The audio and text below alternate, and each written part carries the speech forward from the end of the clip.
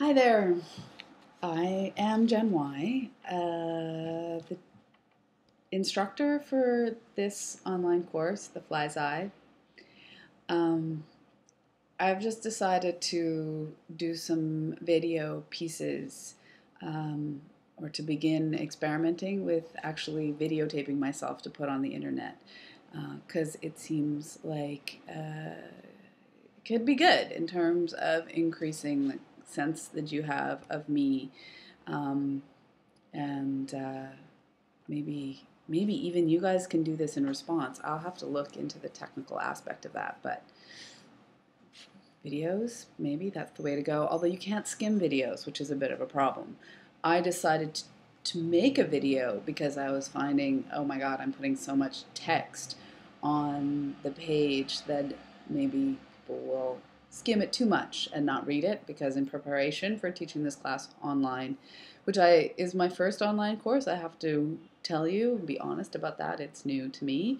Um, oh yeah, I was reading about how people read on the internet, and basically they don't read all that much, at least according to whatever this internet research guy that I was reading. Um, of course, this is a class, and you kind of committed to participating in it, so hopefully some of his statistics don't apply to our situation, but I do know what he's talking about. I was looking at one of the sample courses that they have for us to look at, and I opened up the first page, and there was like all of this text to read. And I was like, I don't want to read this. So I'm trying to find ways to maximize the sort of user friendliness of our interface. And I see that I'm bumping the table and it's bouncing the video, and that's not awesome, but it's okay. So I'm actually going to read some information to you because I had typed it all up kind of succinctly, thinking that I would just post it. But instead of posting it, I'm going to tell you it. And it's kind of an introduction to why or how I came to be really excited and investigatively oriented towards, if you can say that, uh, this question of speaking to the culture in its own language and responding to things in kind.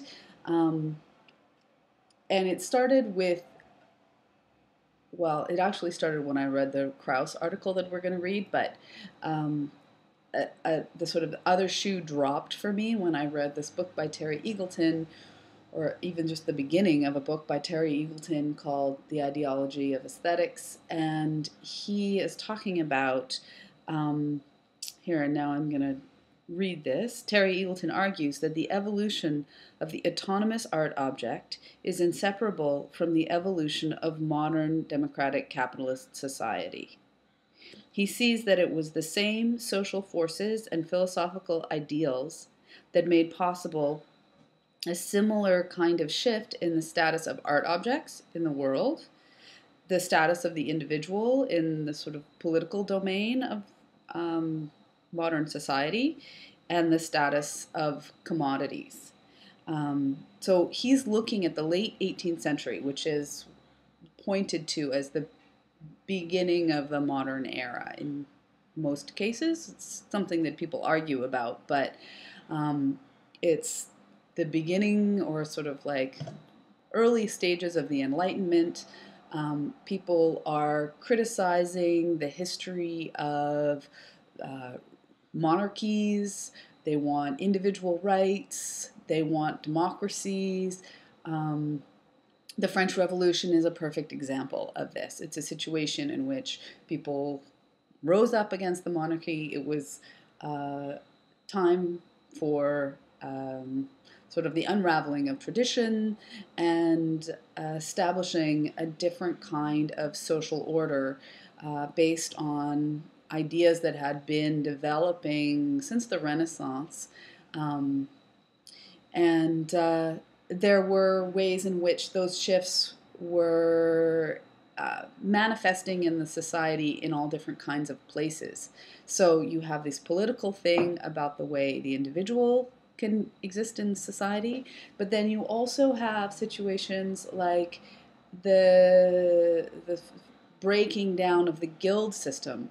So that means that the way that objects are being produced for people, like baskets or horseshoes, are being